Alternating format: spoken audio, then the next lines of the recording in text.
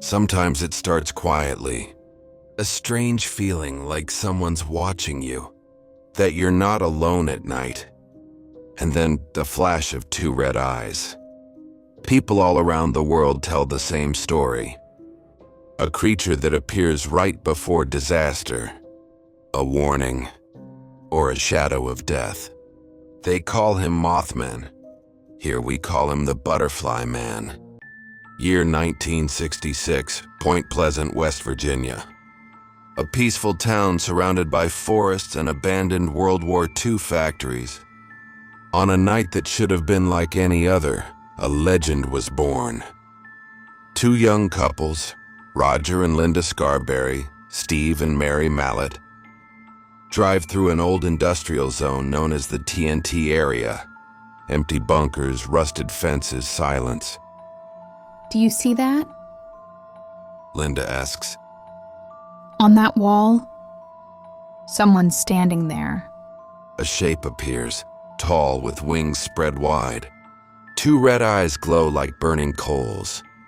Roger hits the gas. The car speeds away, but the thing rises into the air, following them. No sound, no flapping. It stays right behind them until they reach town, then vanishes into the fog. In the days that follow, more witnesses come forward.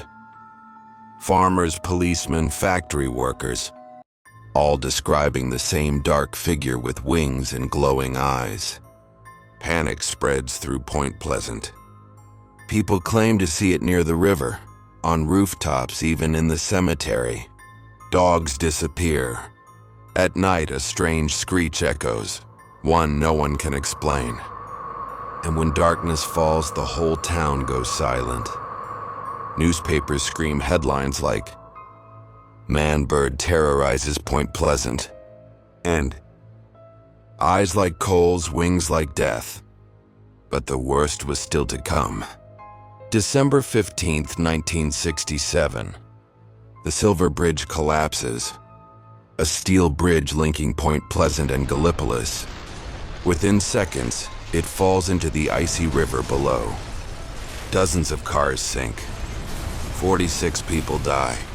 That very evening, two witnesses claim a dark figure stood on the bridge, wings open, eyes glowing, just watching. After the tragedy, all reports of the Butterfly Man stop. As if he left, as if he'd done what he came to do. Around the same time, another name emerges, Indrid Cold. A man with a wide, unnatural smile. A pale face, dark suit, calm voice. They say he could speak telepathically. One of the first to meet him was salesman Woodrow Derenberger.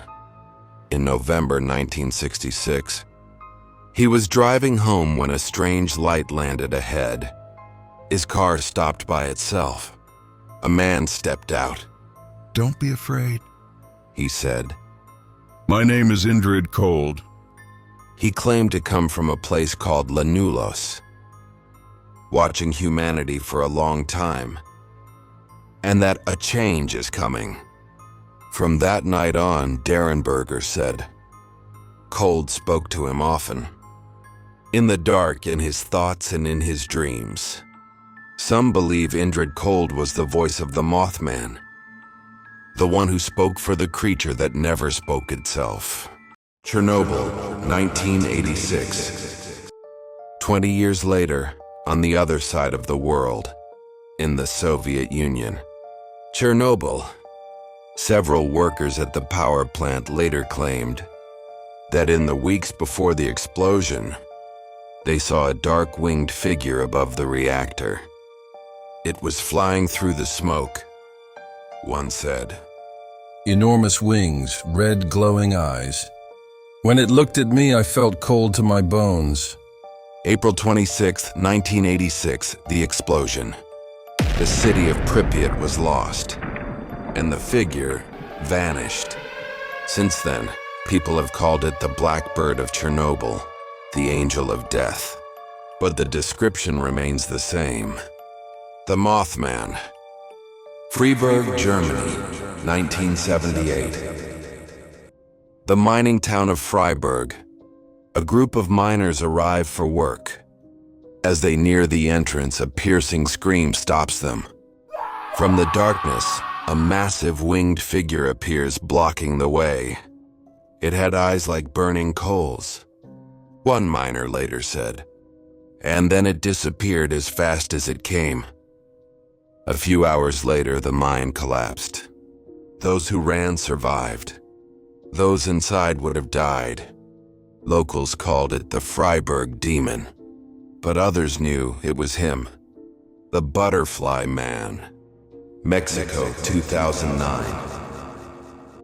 In northern Mexico, in the city of Chihuahua, people began to speak of a strange creature that appeared after dark. It was sitting in a tree, said one young woman. All black with wings like a cloak. Its eyes, they glowed. Days later, an H1N1 flu outbreak hit the city. Some said the being came to warn them. Others said it brought the disease. No one knows for sure. But the legend of the Mothman is now told in Mexico too. Chicago, 2011-2017. The city of Chicago. Lights, skyscrapers, thousands of people. And among them, something ancient that doesn't belong. From 2011 to 2017, more than 160 sightings were reported. A black winged figure flying over Lake Michigan, O'Hare Airport, and between downtown towers. It was enormous, said one witness. It flew without a sound. And those eyes, I'll never forget them. Some said the city felt charged with strange energy. Accidents, collapses, power outages. A silent warning in the air. Chicago gave it a name of its own. The Chicago Mothman. Theories and explanations. Who or what is the Mothman? Many believe it comes to warn us, appearing before disasters, not to harm, but to alert. Yet no one understands its signs. Maybe it senses the energies of tragedy before they unfold. Maybe it's a messenger, bringing a warning we can't read. Others believe it's not of this world. A visitor, an observer, a being from another dimension that only watches, never interferes.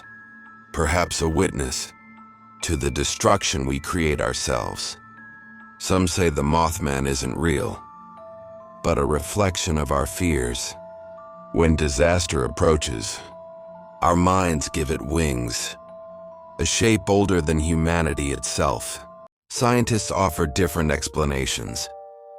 Large owls, cranes, reflections of light, psychological panic spreading among people. But how can we explain the testimonies of hundreds of witnesses from different countries, all describing the same thing? What if the Mothman is real? And what if he doesn't come to destroy, but to warn? Maybe he's a being that can sense when something in our world begins to break, when energy shifts, when death draws near. Maybe he only watches us because he knows there's nothing we can change, that what must happen will happen. They say the Mothman never truly leaves. He just waits, somewhere in the ruins, in the forests, on bridges, in the dark. Two red eyes that light up just before everything collapses. When you see him, it may already be too late to change anything. But maybe, in that very moment, you'll understand that the world keeps breaking over and over again. Because some beings don't come to harm us. They come to remind us that no one escapes fate. If you liked the video, give it a like, subscribe, and follow Foggy Truth. And remember, when two red eyes flash in the dark, It no longer matters who's watching whom. Maybe in that very moment, you're looking into the face of tomorrow's catastrophe.